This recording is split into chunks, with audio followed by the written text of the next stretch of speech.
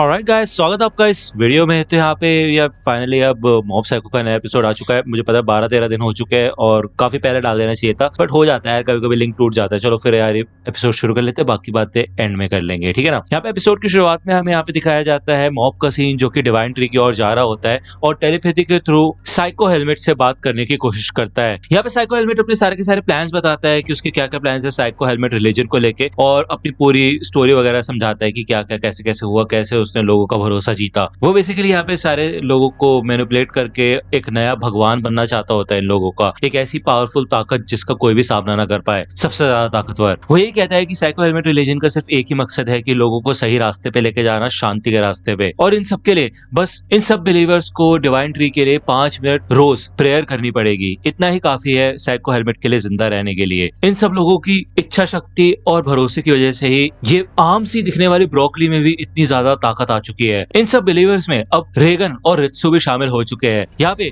Mob तकरीबन इस broccoli के बीचों बीच पहुंच चुका होता है, जहाँ पे वो देखता है कि इधर हानाजावा बेहोश पड़ा होता है और उसको यहाँ पे जड़ों से और ब्रांचेस से जकड़ के रखा होता है। जब यहाँ पे मॉब ये सारी की सारी बातें सुनता है कि उसे गॉड वगैरह बनना है और ऐसा कैसे हो रहा है, तो वो समझ जाता है कि ये सारे थॉट्स तो डिम्पल के हुआ करते थे। तो वो समझ जाता है कि ये डिम्पल है। वो ये कहता है कि डिम्पल सामने आओ, मुझे समझ आ चुका है कि ये तुम ही हो। यहाँ पे उसको डिम्पल के इन हरकतों से काफी ज्यादा गुस्सा आ रहा होता है और वो उससे आमने सामने बात करना चाहता होता है हर चीज के लिए, जिससे कि ये सारी चीजें सॉर्ट कर सके। लेकिन यहाँ पे वो साइको हेलमेट के रूप में आता है और वो उससे यही कहता है कि तुम मेरे साथ मिल जाओ, हम दोनों साथ मिलकर इस दुनिया पे राज कर सकते हैं। लेकिन यहाँ पे मॉब साफ मना कर देता है, जैसा कि यार डिम्पल ने पहले सोच रखा था कि मॉब इस चीज के लिए मानेगा नहीं। डिम्पल यही बताता है कि पूरा का पूरा शहर इधर इस रिलीजन के अंदर मानने लग गया है, सिवाय तुम्हारे सिर्फ तुम ही हो जो कि इस शहर में अकेले बचे हो, तो इसलिए लड़ना छोड़ दो और हमें ज्वाइन कर लो। साइको हेलमेट रिलीजन को ज्वाइन करने के लिए सिर्फ लोगों को या तो इन जड़ों को छूना था या फिर इसी साइको हेलमेट की चीजें खानी थी। इसी वजह से इन सब के ऊपर ये कब्जा कर पाया। सिर्फ एक ही इंसान था जो कि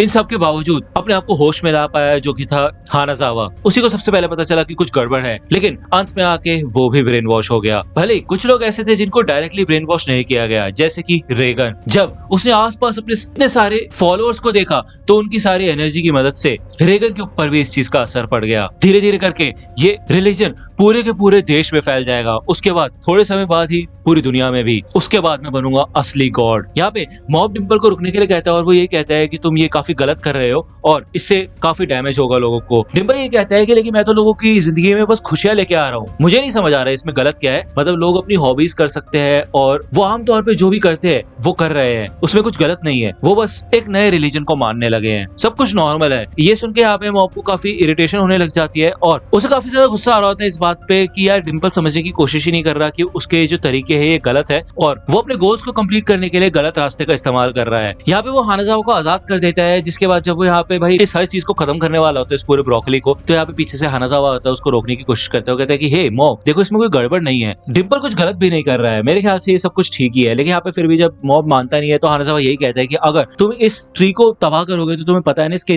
कितने सारे फॉलोअर्स है, तुम उन सबको अपना दुश्मन बना बैठोगे, साथ ही साथ मुझे भी। लेकिन यहाँ पे मॉब फिर भी नहीं मानता है और वो डिसाइड करता है कि वो इस पूरे ट्री को तबाह कर देगा। जिसके बाद यहाँ पे हानाजावा मॉब पर अटैक करना शुरू कर देता है। इधर मॉब को भी ना चाहते हुए हानाजावा से लड़ाई करनी पड़ती है, जो कि वो बिल्कुल भी नहीं चाहता था। यहाँ पे मॉब हानाजावा को अपनी पावर से स्टेबलाइज कर देता है और फिर से नीचे आ जाता है। लेकिन उसके बाद यहाँ पे फिर से हानाजावा वापस आ जाता है। उसके अंदर काफी ज्यादा ताकत होती है और हमें बताया जाता है कि ये जो सारी की सारी ताकतें इस डिवाइन ट्री के अंदर आ चुकी है, वो डिम्पल के अंदर भी जाती है, साथ ही साथ उसके फॉलोअर्स के अंदर भी जाती है। तो यहाँ पे इसी वजह से हानाजावा की ताकत भी काफी ज्यादा बढ़ चुकी होती है और जिस वजह से वो अपनी पूरी ताकत लगा के भाई मॉब को तो जमीन के नीचे, मतलब यार इन रूट्स के बीच में भाई बहुत नीचे तक पहुंचा देता है और उसको यहाँ पे काफी बुरा भी लगता है। वो कहता है कि यार शिट, मैंने फिर से डिवाइन ट्री को हर्ट कर दिया। यहाँ पे साइको हेलमेट यही कहता है कि तुम्हें चिंता करने की जरूरत नहीं है मॉब, बस डिवाइन ट्री की इन जड़ों को अपने ऊपर हावी होने दो और उसके बाद तुम्हें समझ आ जाएगा, तुम्हारा दिमाग ठंडा हो जाएगा। तो यहाँ पे मॉब को भाई पूरी तरह से इन जड़ों ने घेर लिया होता है, पकड़ लिया होता है। जिसके बाद यहाँ पे मॉब बहुत गुस्सा होता है और वो अपनी बहुत ज्यादा ताकत लगाता है और वो ये कहता है कि हानाजावा यहाँ से चले जाओ। तो भाई वो बहुत तगड़ा अटैक करके देता है, जिससे कि भाई हानाजावा तो उड़ जाता है आसमान में। वो कहता है वाह यार कितनी कमाल की ताकत है तुम्हारी, मैं तो इम्प्रेसिव हो गया। तो बेसिकली यहाँ पे उसके ऊपर से शायद ये ब्रेन वॉश अब हट चुकी होती है और वो तो भाई ट्री से भी ऊपर उड़ता हो, पता नहीं कहाँ निकल जाता है, गायब हो जाता है वो बंदा। और अब यहाँ पे उसके सामने सिर्फ और सिर्फ डिम्पल बचा होता है लड़ने के लिए। डिम्पल यहाँ पे कई सारे साइको हेलमेट के मैनिक्विन्स बनाता है, उसके डुप्लीकेट कॉपीज बनाता है और उन सब से वो मॉब के ऊपर अटैक करवाता है। ये सारे के सारे डुप्लीकेट्स डिवाइन ट्री के ही रूट से बने होते हैं। यहाँ पे मॉब इन सबसे लड़ते लड़ते सिर्फ यही एक बात बोलता रहता है कि उसको डिम्पल के असली फॉर्म से बात करनी है, वो ये चाहता है कि डिम्पल सामने आए, छुपा क्यों आए। यहाँ पे डिम्पल यही बताता है कि इस ट्री के अंदर सारी की सारी जो ताकत है वो भाई डिम्पल से कनेक्टेड है और इस वजह से उसको पूरा भरोसा होता है कि वो यहाँ पे ज्यादा ताकतवर है और वो मॉब को हरा सकता है। यहाँ पे लेकिन मॉब यही कहता है कि ये जो तुम्हारे तरीके है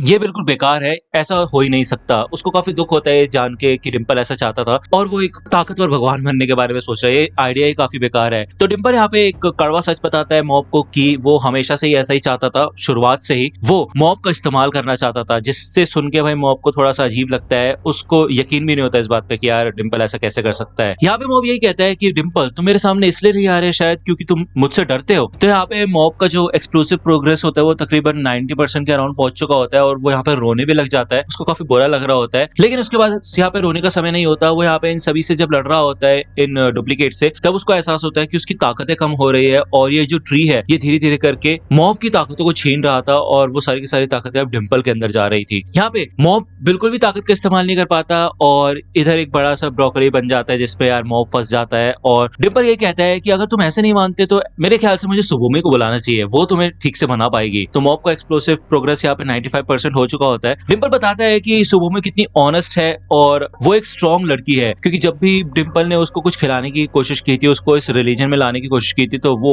बिल्कुल साफ मना करती थी। उसको ये पता होता था कि उसको क्या चाहिए क्या नहीं। इस वजह से बचपन से चाहे फिर मॉब ने अपनी कितनी साइकिक पावर्स दिखाई हो, उसकी मदद की हो, लेकिन सुबोमी की नजरों में वो कभी भी ऊपर नहीं उठ सकता। वो यही कहता है कि अगर तुम इस साइको हेलमेट रिलीजन को ज्वाइन कर लोगे, जिसको अब सुबोमी ने भी इतने समय बाद जाके आखिरकार ज्वाइन कर ही लिया है, तो सोचो तुम उसके हीरो बन जाओगे। लेकिन यहाँ पे मॉब को बातचीत करने का कोई मूड नहीं होता और वो फिर से यहाँ पे उसको इनकार कर देता है, मना कर देता है। यहाँ पे डिम्पल भी काफी सीरियस हो जाता है और वो अपनी ट्रू फॉर्म में आए इससे पहले यहाँ पे भाई मॉब उसको चाटे चाटे बजाना शुरू कर देता है, जिसके बाद वो अपनी ट्रू फॉर्म में आके मॉब का हाथ पकड़ लेता है, उसको रोक देता है और वो अपने असली एक ह्यूमन वर्जन में आ जाता है जो कि गोल्डन कलर का होता है, जिससे वो कहता है गॉडली डिम्पल। और इसे देख के तो यार मेरे को वन पंच मैन के गोल्डन स्पर्म की याद आ गई। वो भी मतलब ऐसा से दिखता था। यहाँ पे डिम्पल अपने काफी अलग अलग अटैक्स के नेम लेता है और उन सबसे वो मॉब के ऊपर अटैक करता है, लेकिन मॉब यहाँ पे कुछ भी नहीं करता, वो जस्ट उसके अटैक को झेलता रहता है। डिम्पल को पता होता है कि उसको इससे भी ज्यादा ताकत लगेगी मॉब को हराने के लिए और हमें दिखाया जाता है कि डिम्पल सच में मॉब से डर रहा है। उसे लगता है कि वो उसको हरा नहीं पाएगा, इसलिए वो एक सॉलिड प्लान बनाता है उसको हराने के लिए। डिम्पल ने मॉब को आज तक काफी खतरनाक बैटल्स में देखा हुआ है और उसको पता है कि उसकी वीकनेस क्या है, उसकी पावर्स भी अनलिमिटेड नहीं है, जिस वजह से यहाँ पे डिम्पल जीत सकता है। यहाँ पे मॉब को डिम्पल की बातों पे बिल्कुल भी भरोसा नहीं होता और वो तो फिर भी उसको अपोज करता है, जिसके बाद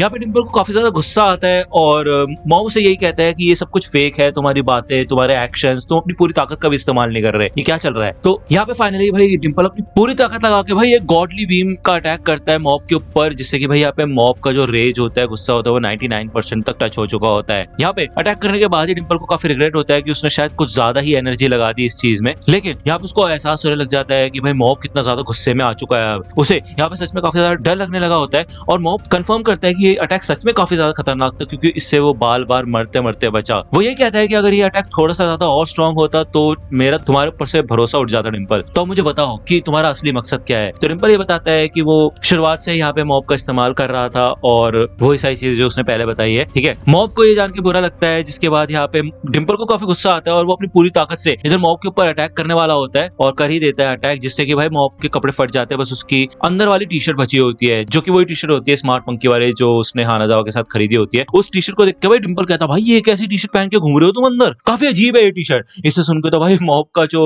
एक्सप्लोसिव प्रोग्रेस होता है वो 100% ही टच हो जाता है, क्योंकि उसको काफी शॉक फील होता है सुन के। और ये एपिसोड यहीं पे खत्म होता है। तो यार नेक्स्ट एपिसोड जल्दी से जल्दी आने की कोशिश करूंगा। आपको पता ही होगा, थोड़ा वीडियो देख के पता चल रहा होगा क्यों वीडियो थोड़ी लेट है, गला खराब है, ठीक है ना। एडिटिंग हो गई होगी वैसे इतनी तो, लेकिन हाँ गला खराब है। तो यार नेक्स्ट वीडियो के पहले अभी अल्टीमेटम आएगी, अल्टीमेटम के बाद हम लेके आएंगे, ठीक है ना, मॉब साइको की न्यू वीडियो। तो अगर वीडियो पसंद आए तो लाइक करना, सब्सक्राइब कर लो चैनल को अगर अभी तक नहीं किया है तो, और इंस्टाग्राम पे मुझे फॉलो कर सकते हो जाके, लिंक डिस्क्रिप्शन में मिल जाएगी, ठीक है। और बस यही है, मिलता हूं आपसे अगले वीडियो में, तब तक के लिए गुड बाय। तो दोस्तों आज की वीडियो के लिए सिर्फ इतना ही। आई होप कि आपको ये वीडियो पसंद आई होगी। अगर आपको ये वीडियो पसंद आई हो तो प्लीज लाइक कीजिए, अपने दोस्तों के साथ शेयर कीजिए और मेरे चैनल को सब्सक्राइब करना मत भूलेगा। और अगर आप मुझे कांटेक्ट करना चाहते हैं तो आप मुझे इंस्टाग्राम पे कांटेक्ट कर सकते हैं, मेरे पेज की लिंक आपको डिस्क्रिप्शन में मिल जाएगी। मिलता हूं आपसे अगले वीडियो में, तब तक के लिए गुड बाय।